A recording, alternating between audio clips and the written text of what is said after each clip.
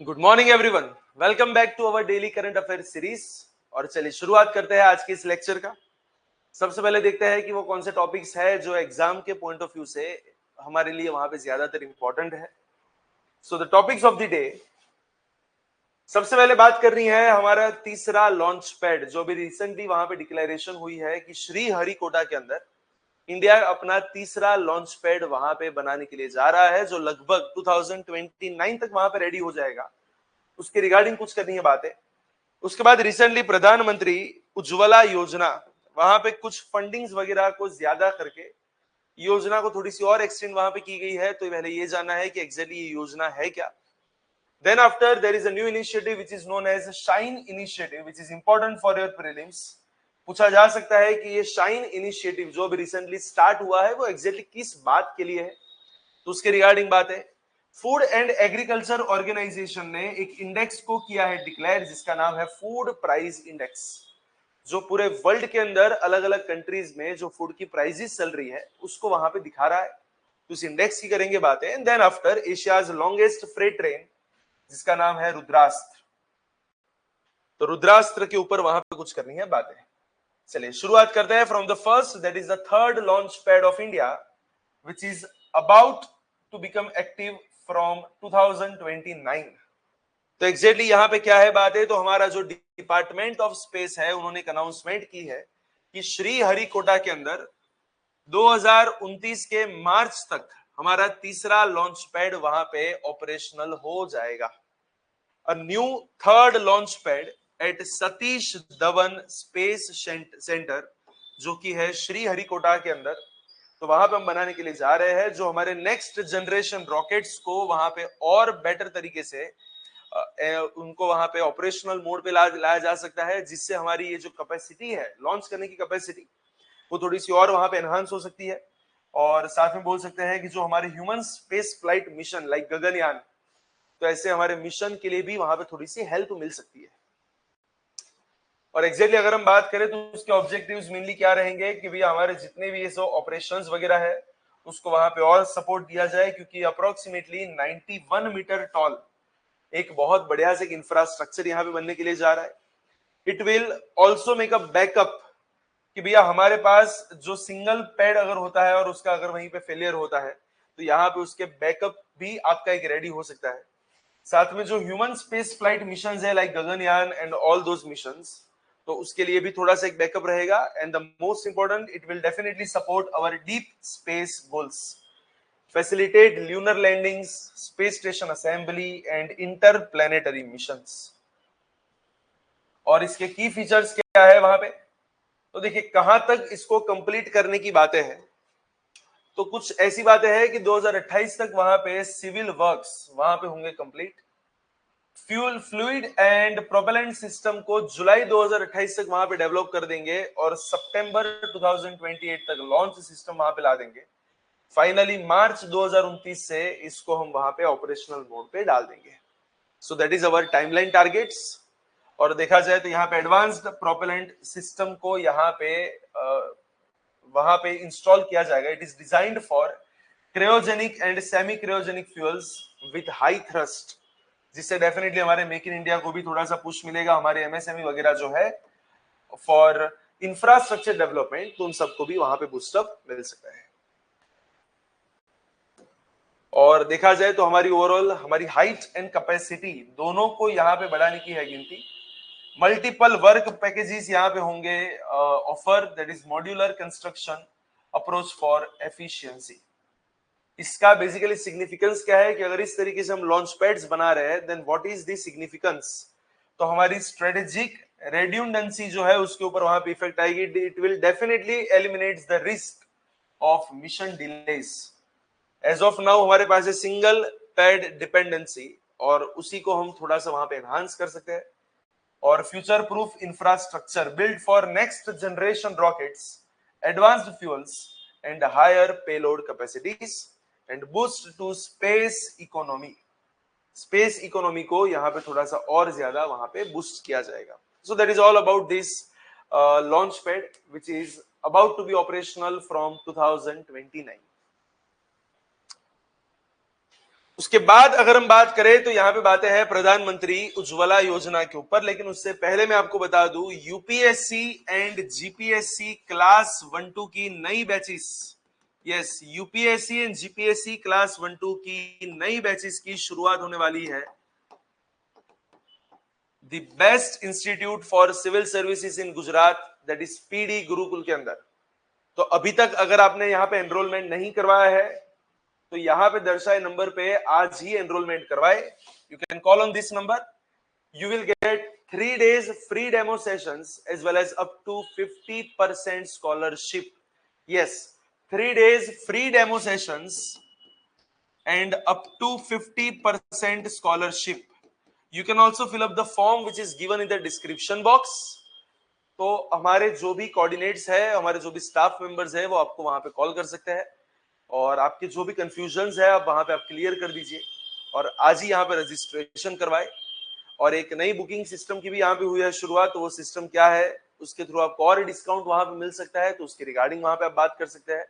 तो कहने का मतलब है कि आपकी जो सिविल सर्विस की प्रिपरेशन की जो तैयारी है उसको थोड़ा सा और बूस्टअप करने के लिए रिसेंटली 15 अगस्त से नई बैचेस की हुई है शुरुआत। You can also join those batches. Otherwise next month से और भी नई बैचेस लॉन्च होने वाली है, तो आप उसके अंदर वहां पर रजिस्ट्रेशन करवा सकते हैं for UPSC as well as GPSC class 1-2 Gujarati, Hindi और इंग्लिश मीडियम सब में वहां पे अवेलेबल है। तो आज ही इस नंबर के ऊपर आप वहां पे कांटेक्ट कर सकते हैं। चलिए प्रधानमंत्री उज्ज्वला योजना के ऊपर वापस आते हैं और क्या है रिसेंटली इस योजना के कंटेक्स्ट में, मतलब कौन सी बातें हमें यहाँ पे करनी है। प्रधानमंत्री उज्ज्वला योजना, देखिए कंटेक्स्ट में क्या है पहले तो वो पता होना चाहिए। So recently the government has approved the continuation of 300 rupees per LPG cylinder subsidy for Pradhan Mantri Ujjwala Yojana for all the beneficiaries in the financial year 2025-26। तो इन शॉर्ट अभी जो एलपीजी सिलेंडर के ऊपर government 300 रुपए की subsidy वहां पे दे रही थी, इस सब्सिडी को फिर से एक साल के लिए वहां पे कंटिन्यू किया गया है। और एग्जैक्टली है क्या ये योजना, it is a flagship social welfare scheme जो डिपॉजिट फ्री एलपीजी कलेक्शंस वहां पे प्रोवाइड करती है to the woman from economically weaker households. जिसकी आर्थिक परिस्थिति इतनी अच्छी नहीं होती है, उन हाउस होल्ड के अंदर वहां पे एलपीजी कनेक्शन देने वाली एक योजना, वो भी फ्री ऑफ कॉस्ट, वहां पे कोई भी डिपॉजिट नहीं लगेगी। और उसका मेन टारगेट क्या है कि जो हजार्डस ट्रेडिशनल कुकिंग फ्यूल्स है उसको वहां पे रिप्लेस करना है क्लीन एनर्जी के साथ। इंडिया के अंदर वुमन के अंदर बहुत सी बात वो हेल्थ इश्यूज पाए जाते थे because of the traditional cooking system, right.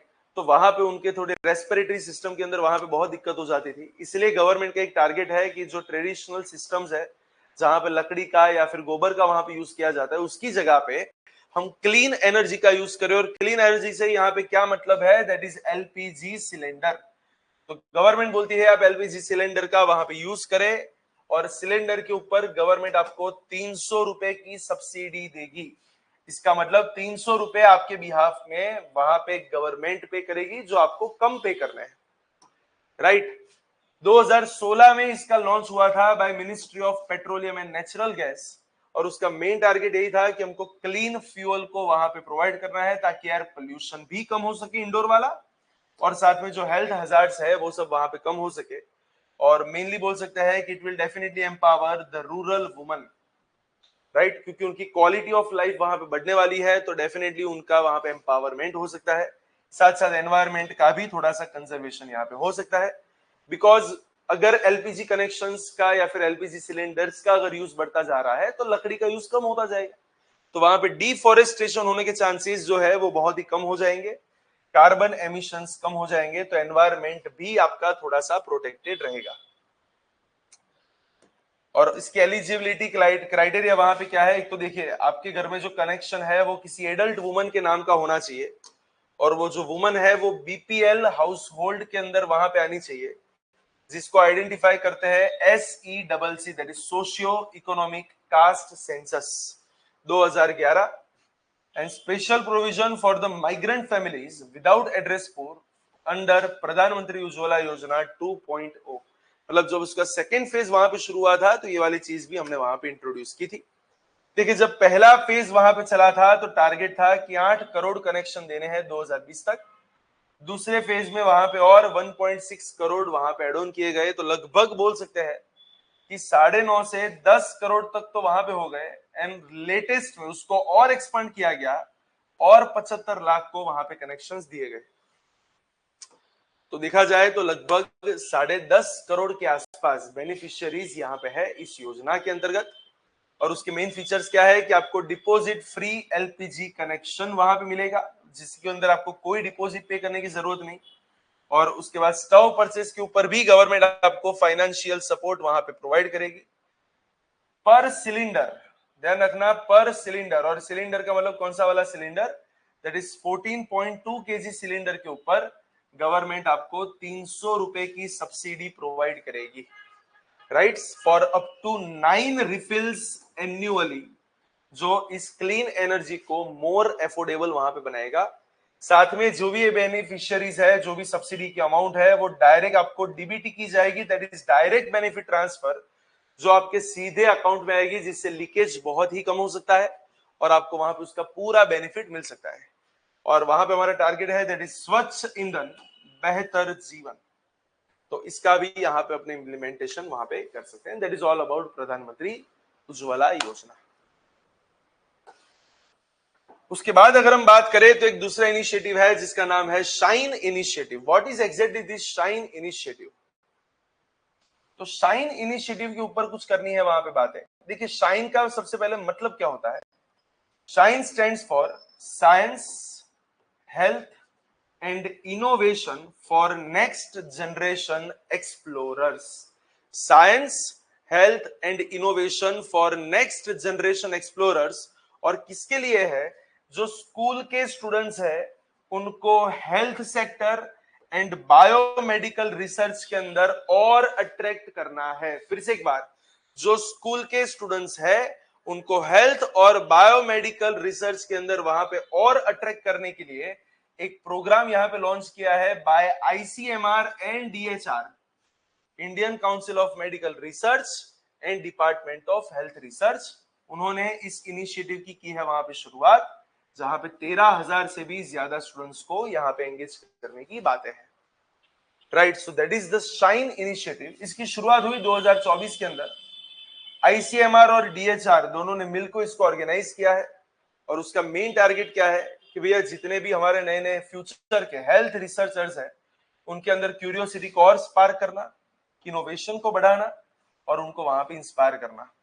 साथ में to familiarize the students with the real world application of medical science, improving the public health. तो मेडिकल साइंस के अंदर अभी जो रियलिटी में, जो वर्ल्ड में जो सिनारियो बनते जा रहे हैं उसके रिगार्डिंग सबको फैमिलियराइज करना। दुनिया के अंदर कोई नई वैक्सीन की वहां पे खोज होती है तो सबको उसके बारे में वहां पे बताना और वही सब रिसर्च को उनके सामने डिक्लेयर करना। सो that is about this project.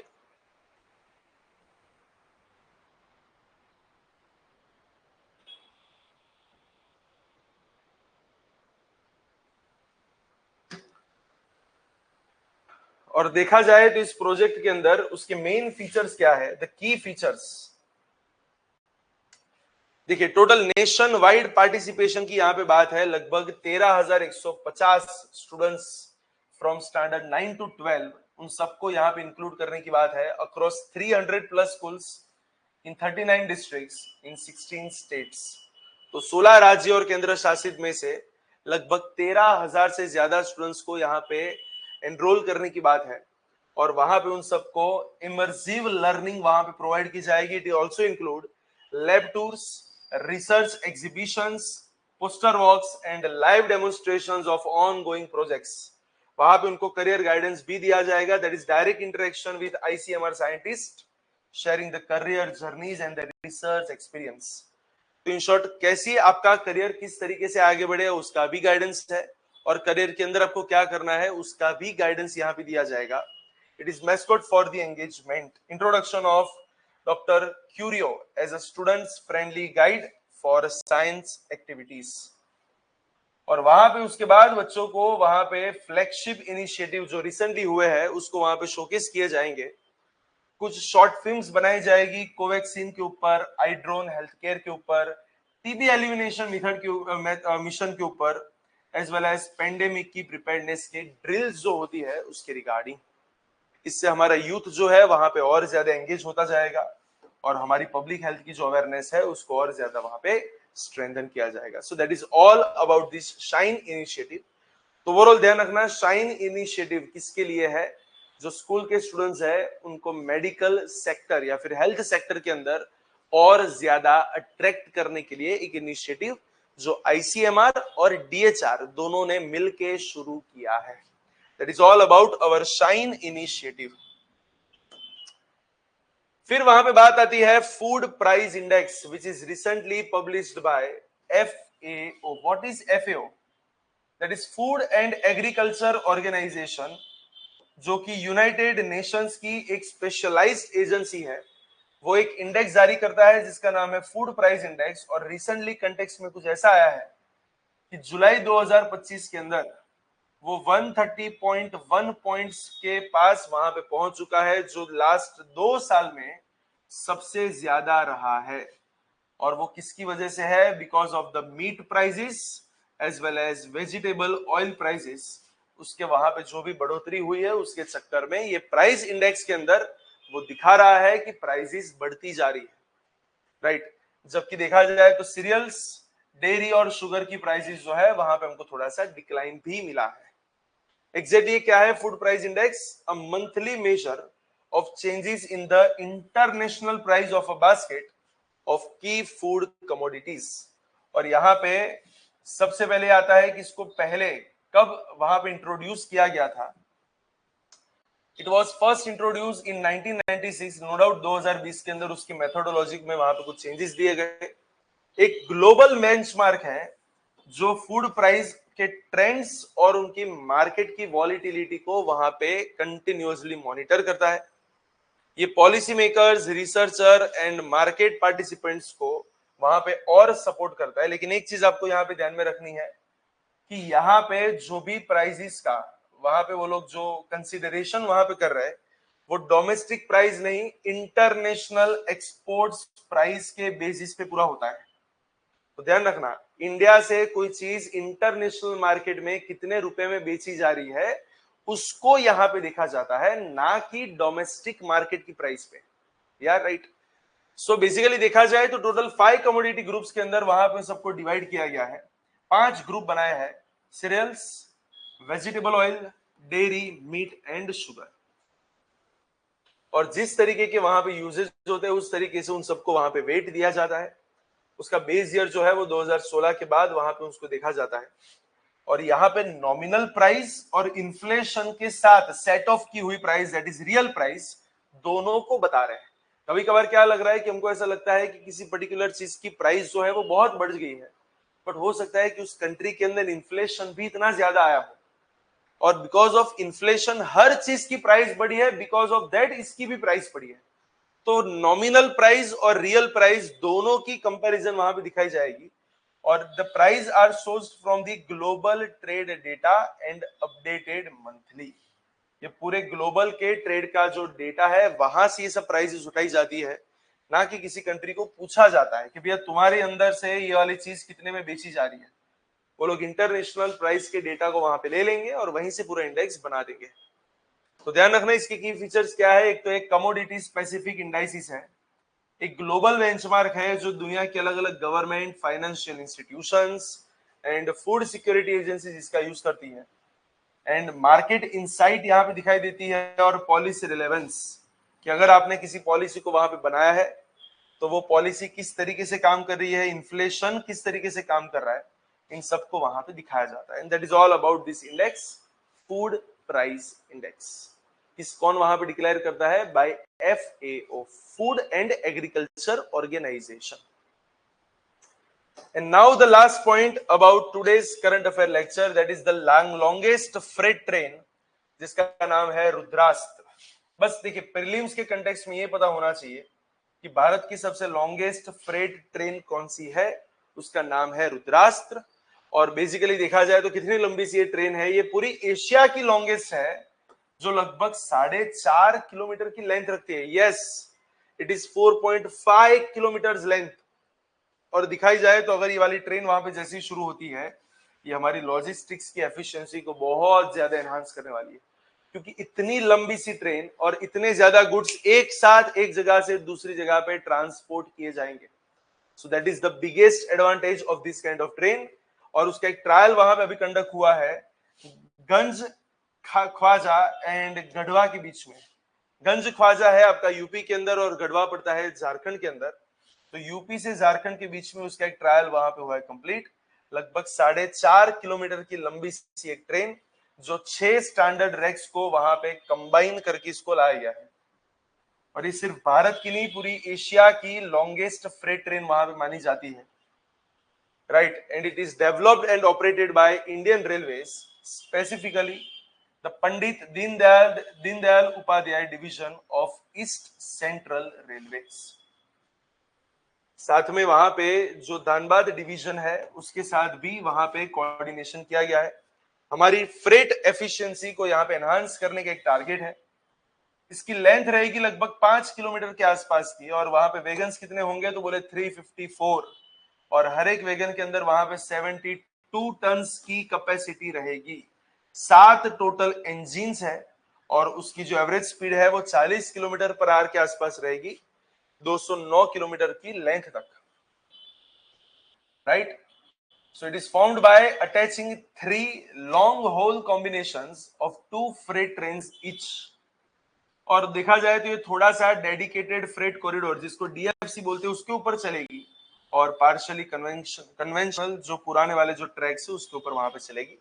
और ओवरऑल देखा जाए तो हमारी इकोनॉमिक एफिशिएंसी यहाँ पे बढ़ सकती है, क्योंकि जो कॉस्टिंग है वो वहां पे बहुत ही कम हो सकती है, क्योंकि इतना ज्यादा माल सामान एक ही ट्रेन के अंदर एक जगह से दूसरी जगह पे जा सकता है। And that is all about this train which is named as Rudrastra. That's it. That is all about our daily current affairs। तो ऐसे ही कुछ नए करंट अफेयर्स के टॉपिक्स के साथ वापस एक बार आपको मिलेंगे कल के लेक्चर में, बट तब तक के लिए all the very best for your preparation. चलिए आज का लेक्चर यहाँ पे करते हैं एंड, कल वापस एक बार यहाँ से यहाँ पे मिलेंगे।